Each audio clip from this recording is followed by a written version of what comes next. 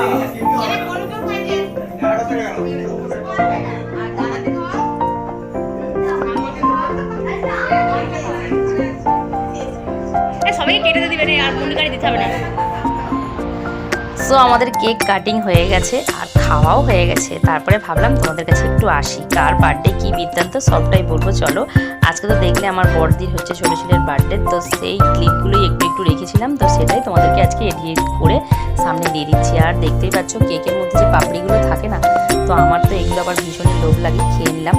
তো চলো, ওইগুলো খাওয়া দাওয়া হয়ে গেছে, এবার কিন্তু খেতে দেওয়ার পালা। খেতে দেওয়ার পালা, তার আগে কিন্তু তোমাদেরকে দেখিয়ে দিই মেনুটা কি হয়েছে। আজকে হচ্ছে মিক্সড ফ্রাইড রাইস হয়েছে, এতে কিন্তু ছোটো ছোটো চিংড়ি মাছও ছিল, গাজর বিন যা কিছু দিয়ে হয়, কাজু এগুলো সব দিয়ে হয়েছে। আর এটা হচ্ছে চানা পনির, আর চানা পনিরটাও কিন্তু খুব ভালো হয়েছিল। আর রাইসটা তো একদম মানে সুন্দর সুন্দর একদম ঝাঁকানাকা হয়েছিল। যাই হোক, এই গরমের মধ্যে তোমরা ভাবছো যে এইসব কীভাবে খাবে। আর এটা হচ্ছে আলুর দম হয়েছিল, একটু বাদাম দিয়ে, কাজু বাদাম সব কিছু দিয়ে কিন্তু। আর এটা হচ্ছে আছে রুমালির রুটি, তো এটা কিন্তু জাস্ট কেনা, তারপরে কিন্তু সব কিছু বানানো। আর এদিকে দেখো, এটা কিন্তু দই কাতলা। তো দই কাতলাটা কিন্তু ফার্স্ট টাইম করলাম এতজনের, ভীষণ ভালো হয়েছিল। বদ্দি হেল্প করেছে, মানে বদ্দি আমি দুজনেই করেছি। আর এটা হচ্ছে বর চিংড়ির মালাইকারি। তো এইসবই কিন্তু আজকে ছিল। আর তার সাথে কিন্তু শেষ পাতে ছিল হচ্ছে গিয়ে, চলো তোমাদেরকে দেখিয়ে তারপরে বলি, এটা হচ্ছে চাটনি ছিল, আমের চাটনি। তো আমের চাটনিটা কিন্তু এই সিজনে খারাপ লাগে না, বেশ ভালোই লাগে, তাই না? আর এদিকে হচ্ছে পায়েস। তো এই যে ফ্রাইড রাইসটা কিন্তু মানে খুবই ভালো হয়েছিল, মেজদি আর আমি দুজনে মিলে মাখা ঝোঁকা করেছি। আর তার একবার করে তোমাদেরকে এই যে দেখিয়ে দিচ্ছি। আর তারপরে হচ্ছে গিয়ে বাচ্চাদের খেতে দেওয়া হয়ে যাবে। তো চলো, এইসব কিন্তু মেনুগুলো হয়েছে, কারণ কি এখানে হচ্ছে আজকে সামনেই কিন্তু পুজো আছে, মানে পুজো বলতে ওই মানে গান হচ্ছিল অষ্টম প্রহর মতো, তো ওখানেই হচ্ছে আজকে ভোগ খাওয়ানো হচ্ছে, তো পাশাপাশি তো সেই জন্য। আর এইগুলো আজকেই হলো, মাছটা হয়েছে, চিকেন আর হয়নি। তো চলো তোমাদের সঙ্গে একটু সামনে এসে কথা বলি। তো বাচ্চাদের খাওয়ানো তো হবে, তার আগেই তোমাদেরকে একটু দেখিয়ে দিলাম মেনুটা। আর এদিকে দেখো সবাই কিন্তু গল্প করছি, কারণ কি বলতো, এই যে এসি লাগিয়ে দিয়েছে, 2 টনের এসি, ভাবা যায় মানে এসি ছাড়া এখন তো কোনো রকম অনুষ্ঠান সম্পূর্ণ ঠিক হয় না। তো আজকেই এসিটা লাগালো, আর সেই জন্য সব শান্তি করে একদম গল্প গুজব হচ্ছিল। তো তারপরে বললো কি কিছু কিছু লোকের খিদে পেয়ে গেছে, তাই এই যে বাচ্চা পাটিদেরকে সব খেতে দিয়ে দিয়েছে।